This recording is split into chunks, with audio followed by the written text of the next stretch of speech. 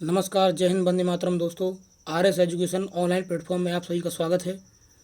आज की इस वीडियो में हम बात करेंगे अपने जीके जीएस के टॉप 22 प्रश्नों का कलेक्शन किया गया है। आज की इस पीडीएफ में आप सभी को जीके जीएस के 20 से 22 महत्वपूर्ण प्रश्नों का संकलन इस पीडीएफ में दिखाया जाएगा।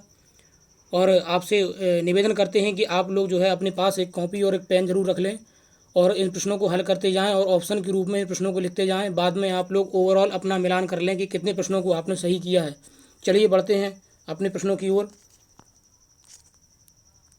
पहले आपको बता दूं कि आरएस एजुकेशन एक ऐसा ऑनलाइन प्लेटफॉर्म है जो सभी प्रकार के वनडे एग्जाम जैसे यूपी SSC, पैट, लेखपाल, video, police, SSC, TET, super TET, CTET आदि के निःशुल्क तैयारी कराने के लिए इस चैनल को बनाया गया है। तो आज ही इस चैनल से जुड़ें, इस चैनल को सब्सक्राइब करें, लाइक करें, शेयर करें। बढ़ते हैं अपने आगे की ओर प्रश्नों की ओर।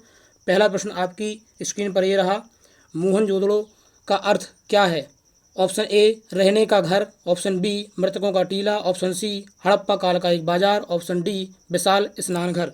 तो इस प्रश्न की यदि राइट आंसर की बात करें तो मोहनजोदड़ो, इसको मृतकों का टीला कहा जाता है। सिंधु घाटी सभ्यता से संबंधित इस स्थल को मृतकों का टीला कहा जाता है।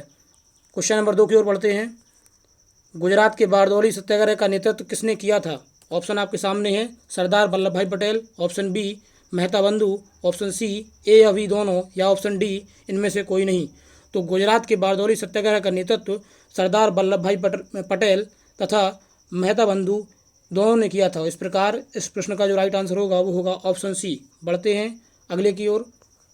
प्रश्न नंबर 3 आपकी स्क्रीन पर ये रहा, अंगूर की खेती करने को क्या कहा जाता है? Option A sericulture, option B viticulture, option C horticulture, या ऑप्शन डी पिसीकल्चर।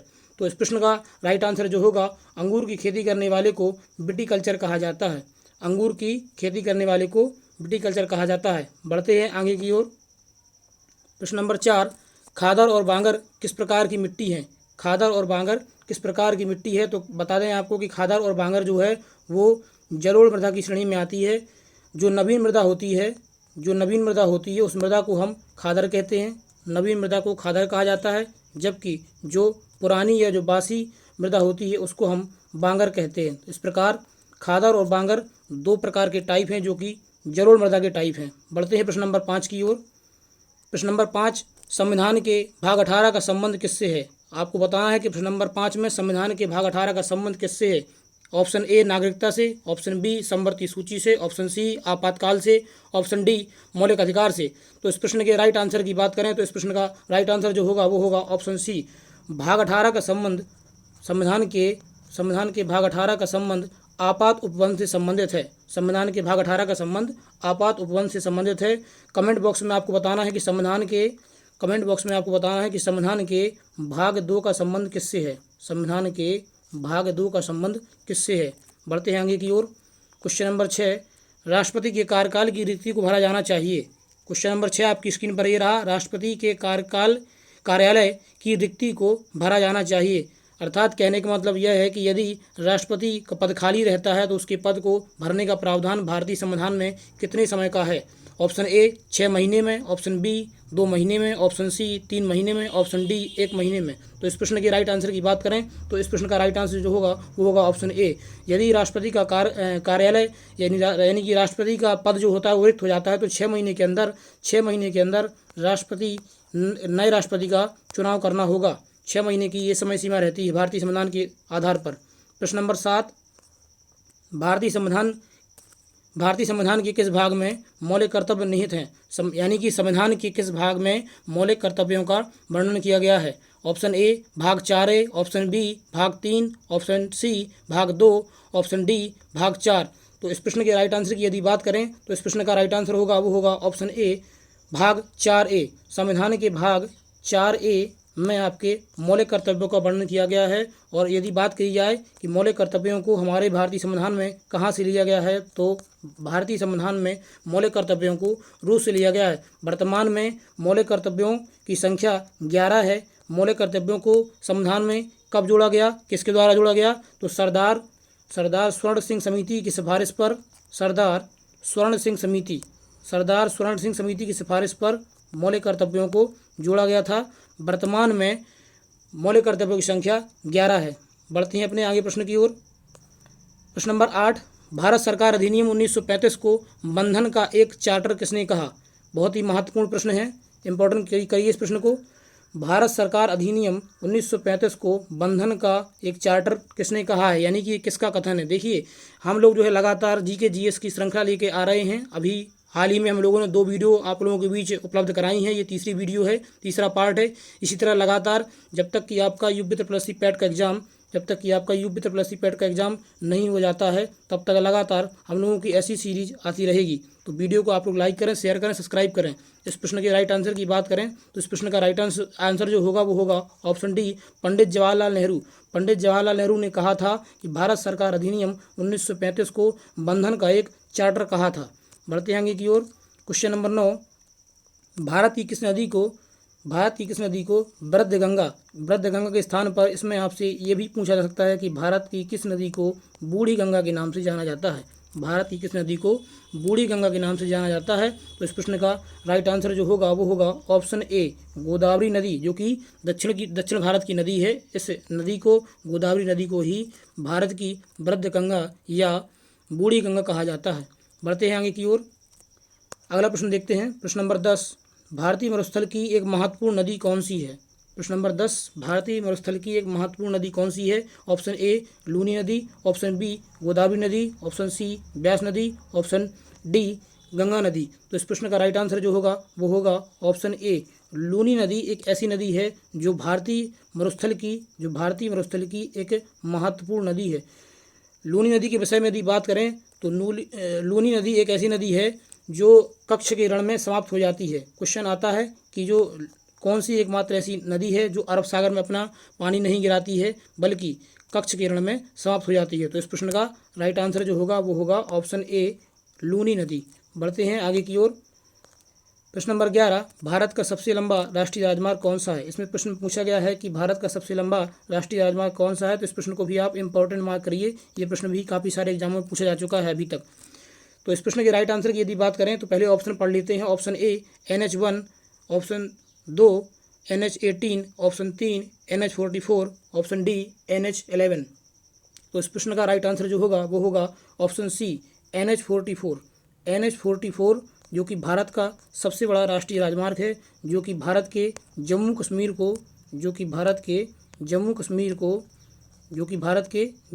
को दक्षिण के कन्याकुमारी से जोड़ता है। उत्तर के जम्मू कश्मीर को दक्षिण तक कन्याकुमारी तक जोड़ता है। तो इस प्रश्न का राइट आंसर जो होगा वो होगा NH44, ऑप्शन सी इसका राइट आंसर होगा। बढ़ते आगे की ओर। प्रश्न नंबर 12, भारत के किस राज्य में लोनार झील स्थित है? भारत के किस राज्य में लोनार झील स्थित है? Option A, Rajasthan, option B, Maharashtra, option C, Jharkhand, option D, Karnataka. तो लोनार झील जो है वो महाराष्ट्र राज्य में स्थित है, यानी इसका राइट आंसर जो होगा वो होगा ऑप्शन बी। प्रश्न नंबर 13 की बात करें, राष्ट्रमंडल खेलों का आयोजन भारत में किस वर्ष किया गया था? प्रश्न अच्छा प्रश्न है, इंपॉर्टेंट प्रश्न है, पूछा भी गया है। इसके विकल्प की बात करें, ऑप्शन ए 2012 में, ऑप्शन बी 2004 में, ऑप्शन सी 2010 में, ऑप्शन डी 2013 में। तो इस प्रश्न का राइट आंसर जो होगा वो होगा ऑप्शन सी, 2010 में भारत में राष्ट्रमंडल खेलों का आयोजन किया गया था। बढ़ते हैं आगे की ओर। क्वेश्चन नंबर 14, भारत का नेपोलियन किसे कहा जाता है? Option A, Samudragupta, option B, Kanishka, option C, Harshavardhan, option D, Samudragupta. तो इस प्रश्न का जो राइट आंसर होगा वो होगा ऑप्शन डी, समुद्रगुप्त को भारत का नेपोलियन कहा जाता है। समुद्रगुप्त जो है उसे भारत का नेपोलियन कहा जाता है। और इस प्रश्न को आप वेरी इंपॉर्टेंट मार्क करके चलिए, क्योंकि ये प्रश्न लगभग बहुत सारे एग्जामों में पूछा गया है, तो ये प्रश्न बहुत इंपॉर्टेंट है। बढ़ते आगे की ओर। प्रश्न नंबर 15 देखते हैं, मसालों का बगीचा किस राज्य को कहा जाता है? तो इस प्रश्न का राइट आंसर जो होगा वो होगा केरल। केरल को मसालों का बगीचा कहा जाता है, जो कि दक्षिण भारतीय राज्य है। बढ़ते आगे की ओर। प्रश्न नंबर 16, मोहम्मद गौरी ने जयचंद को किस युद्ध में पराजित किया था? ऑप्शन ए, तराइन का प्रथम युद्ध, ऑप्शन बी, तराइन का द्वितीय युद्ध, ऑप्शन सी, चंदावर का युद्ध, ऑप्शन डी, प्लासी का युद्ध। प्रश्न आपसे पूछा गया है कि मोहम्मद गौरी ने जयचंद को किस युद्ध में पराजित किया था। तो इस प्रश्न के राइट आंसर की बात की जाए तो ऑप्शन सी इसका राइट आंसर होगा। मोहम्मद गौरी और जयचंद के बीच जब चंदावर का युद्ध हुआ तो मोहम्मद गौरी ने जयचंद को चंदावर के युद्ध में पराजित किया था। एक प्रश्न का आपको आंसर देना है कि तराइन का जो द्वितीय युद्ध है वो कब हुआ था और किस किस के मध्य हुआ था। इसका आंसर आप लोग कमेंट बॉक्स में जरूर करें। प्रश्न नंबर 16 देखते हैं, अरब सागर की रानी किसे कहा जाता है। प्रश्न नंबर 16 आपकी स्क्रीन पर है। अरब सागर की रानी किसे कहा जाता है। ऑप्शन ए कोचीन को, ऑप्शन बी लक्षद्वीप को, ऑप्शन सी वेनिस को, ऑप्शन डी सूरत को। तो इस प्रश्न के राइट आंसर की बात की जाए तो इस प्रश्न का राइट आंसर जो होगा वो होगा option A. Option A, Cochin को अरब सागर की रानी कहा जाता है। कोचीन को अरब सागर की रानी कहा जाता है। तो इस प्रश्न का राइट आंसर जो होगा वो होगा ऑप्शन ए। बढ़ते आगे की ओर, नंदा देवी पर्वत किस राज्य में स्थित है। नंदा देवी पर्वत किस राज्य में स्थित है। आपके ऑप्शन है, option A Uttarakhand, option B Sikkim, option C Jammu Kashmir, option D Arunachal Pradesh. तो इस प्रश्न का राइट आंसर जो होगा वो होगा ऑप्शन बी। इस प्रश्न का राइट आंसर जो होगा वो होगा ऑप्शन बी। नंदा देवी पर्वत जो है वो भारत के सिक्किम राज्य में स्थित है। बढ़ते आगे की ओर, भारत का सबसे बड़ा बंदरगाह कौन सा है। ये प्रश्न भी काफ़ी बार पूछा गया है और इसका जो है हाल ही में नाम भी बदला गया है इस बंदरगाह का। तो ऑप्शन आपके सामने हैं, option A Mumbai, option B Visakhapatnam, option C Kandla, option D Tuticorin. तो इस प्रश्न के राइट आंसर की यदि बात की जाए तो इस प्रश्न का राइट आंसर जो होगा वो होगा ऑप्शन सी। कांडला बंदरगाह जो है जो कि भारत का सबसे बड़ा बंदरगाह है और हाल ही में इस बंदरगाह का नाम बदलकर पंडित दीनदयाल उपाध्याय बंदरगाह कर दिया गया है। बढ़ते आगे की ओर, प्रश्न 20, उकाई सिंचाई परियोजना भारत में किस राज्य में स्थित है। उकाई सिंचाई परियोजना भारत के किस राज्य में स्थित है। ऑप्शन आपके सामने हैं, option A Madhya Pradesh, option B Gujarat, option C Karnataka, option D Maharashtra. इस प्रश्न का राइट आंसर जो होगा वो होगा ऑप्शन बी। गुजरात राज्य में उकाई परियोजना, उकाई जो कि एक सिंचाई परियोजना है वो की स्थित है। बढ़ते आगे की ओर, प्रश्न नंबर 21, भारतीय अंतरिक्ष अनुसंधान संगठन, भारतीय अंतरिक्ष अनुसंधान संगठन जिसे हम इंग्लिश में इसरो बोलते हैं।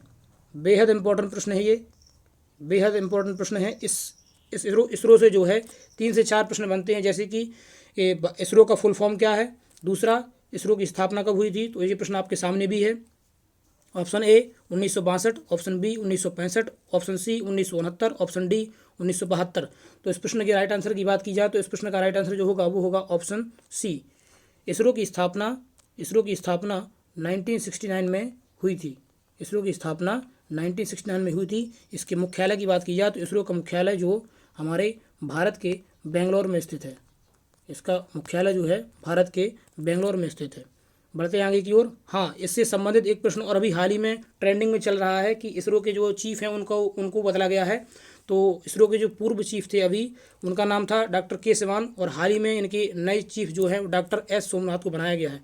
डॉक्टर एस सोमनाथ को इसरो का नया चीफ बनाया गया है। बढ़ते हैं आगे की ओर, आज का हमारा अंतिम प्रश्न है, कंचनजंगा पर्वत चोटी किस राज्य में स्थित है। कंचनजंगा पर्वत चोटी कहाँ पर स्थित है। अभी हमने देखा था किस राज्य में स्थित है, अब ये प्रश्न है कि कंचनजंगा पर्वत चोटी कहाँ पर स्थित है। ऑप्शन ए क्या भारत नेपाल में, ऑप्शन बी भारत में, ऑप्शन सी भारत चीन में, ऑप्शन डी नेपाल एवं तिब्बत में। तो अभी हमने हाल ही में ऊपर देखा था कि भारत के सिक्किम राज्य में कंचनजंगा जो है वो स्थित है। तो इसका जो राइट आंसर होगा वो होगा ऑप्शन बी।